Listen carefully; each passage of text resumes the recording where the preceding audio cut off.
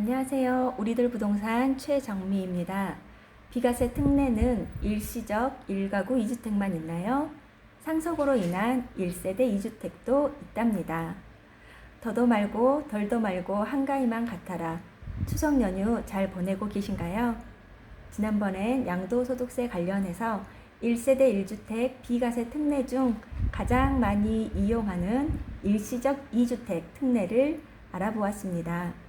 오늘은 그 외의 특례에 대해 말씀드리겠습니다. 1주택은 아니지만 1주택으로 봐주는 특례는 총 10가지입니다.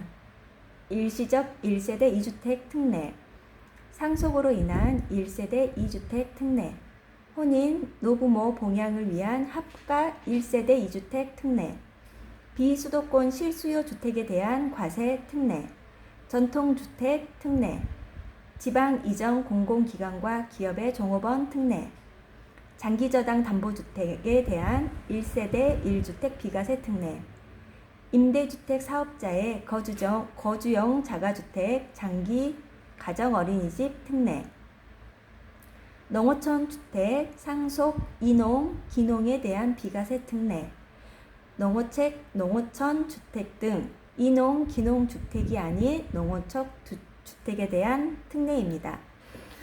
생각보다 많은 특례에 놀라셨나요? 차근차근 알아가며 보다 폭넓은 비과세 특례에 대해서 같이 배워보시겠습니다.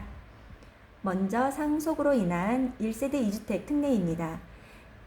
1세대 1주택자가 상속으로 인하여 2주택이 된 경우 상속받은 주택을 양도하는 때에는 양도소득세를 과세하고 일반 주택을 양도하는 때에는 상속주택을 없는 것으로 보아 비과세 요건, 2년 보유, 2년 거주를 충족한 경우 양도소득세가 비과세가 됩니다.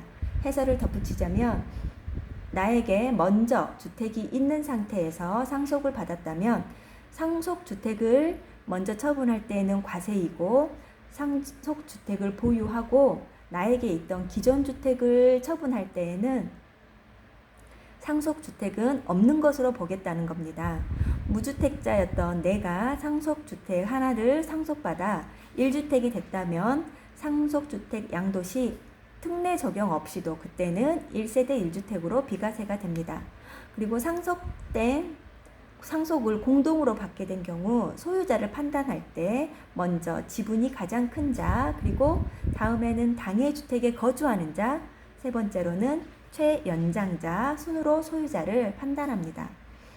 상속으로 받은 주택은 무조건 없는 것으로 보아 일반 주택 양도 시 비과세가 되는 걸까요? 일반 주택 하나를 보유하다 공동으로 상속주택을 2채 합해서 총 3채를 상태에서 일반 주택 양도 때에는 상속주택 특례가 적용되지 않아요. 그때는 이미 주택이 3개가 되었기 때문에 비과세가 되지 않는답니다. 일시적 2주택 상태에서 상속을 받거나 상속을 받은 후 일시적 2주택이 된 경우 모두 상속주택에도 불구하고 그러나 이때에는 일시적 2주택 특례 적용이 된답니다. 2채 이상 상속받을 때에는 모두 상속주택으로 보는 건 아닙니다. 선순위 따른 하나만 특례 대상 상속주택으로 보는데 먼저 기준은 피상속인이 소유한 기간이 가장 긴 주택, 두 번째 피상속인의 거주기간이 가장 긴 주택, 피상속인이 상속 개시 당시 거주한 주택, 기준 시가가 가장 높은 1주택 등을 선택하는 겁니다.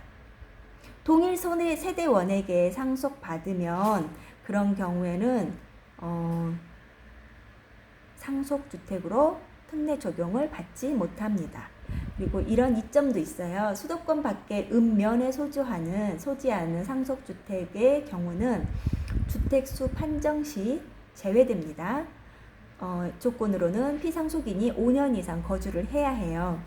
일반 주택을 수차례 취득하고 양도해도 그 수도권 밖에 읍면에 소재하는 상속주택은 계속 상속주택이 되는 겁니다. 상속주택을 멸실한 후에 신축한 경우에 상속주택의 연장으로 봅니다. 그리고 만약 당신이 별도 세대인 다른 피상속인들로부터 각각 한 주택씩을 상속받은 하나의 주택을 양도하는 경우 당해 양도하는 주택을 일반 주택으로 봅니다. 이 얘기는 상속받은 주택이 두 개예요. 근데 둘 중에 하나를 먼저 팔 때는 일반 주택으로 본다는 얘기입니다. 오늘은 상속으로 인한 1세대 2주택 특례를 알아보았습니다. 감사합니다.